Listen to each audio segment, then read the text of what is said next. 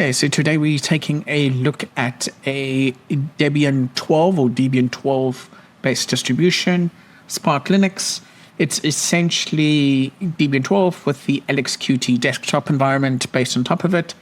And because of that type of environment, you'll see that the website has claims of how fast this is, how much smaller than a normal Debian install it is, how much less RAM it uses than Debian.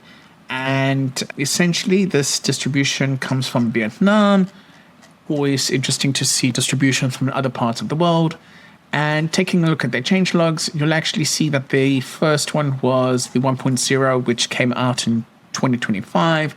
And the finalized version of 2.0, which came out on the 26th of Jan this year. Which is interesting to think that they didn't base 2.0 on a newer version of Debian. Not too sure why they did that, but I guess let's take a look at this distribution and see what it has to offer. Okay, so live menu, let's just do the live recommended.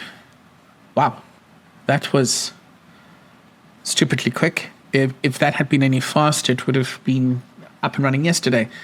Okay, so as we can see, it's loaded. Let's just do a quick install. So install Spark Linux.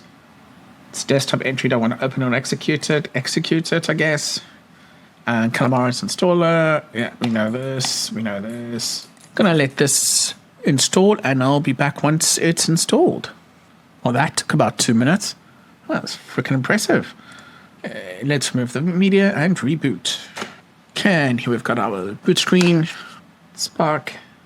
Wow. Okay, log in. Okay, look, I know I gave this virtual machine 6 cores and 8 gigs of RAM. That's impressive. Running it for the first time. Let's maybe just improve the screen resolution a little bit. So I guess it's preferences, LXQt, monitor settings. And let's do 920 by 1080. Yes. Save. Save. Yes. Close. Okay. That should look better now. Okay, so let's take a quick gander at this. Accessories. Lots of lightweight apps, which is what you would expect from this application. So just Feather Notes, Feather Pad. Okay, guess that's just, yeah, plain old text editor. And an interesting choice of style here, though. I don't know if I'm a big fan of this, but all right. Graphics, Image Magic, Alex Image. Okay, close that. Internet, Meteor Qt. No city has been configured. Right click on icon. Guess it's this one. Temporary city. Start typing the name of the city. So New York. Unauthorized. Try again later. Okay. What if we do Chicago? Okay, well that's off to a great start. Settings here. I'm guessing their keys may be blocked, so you need to use your own. Open weather map key. All right, I'm not going to do that. Office, a PDF viewer, and system tools, a terminal, and a system usage thing. Is something like HTOP installed. Okay, no. Let's just sudo apt update quickly. And a sudo apt upgrade, see how many new packages there are. 260. Okay, and they have the new Linux 6.19 kernel out. That is impressive. Oh, but you see here, they use licorice kernel. Okay, I'm not going to upgrade that now, but I am going to do HTOP. Okay, so as we can see here, this thing's only using 550 megs of RAM, which is excellent. Doesn't need to use swap, and very little CPU usage. Let's just close that off. All right, system tools. Okay, preferences.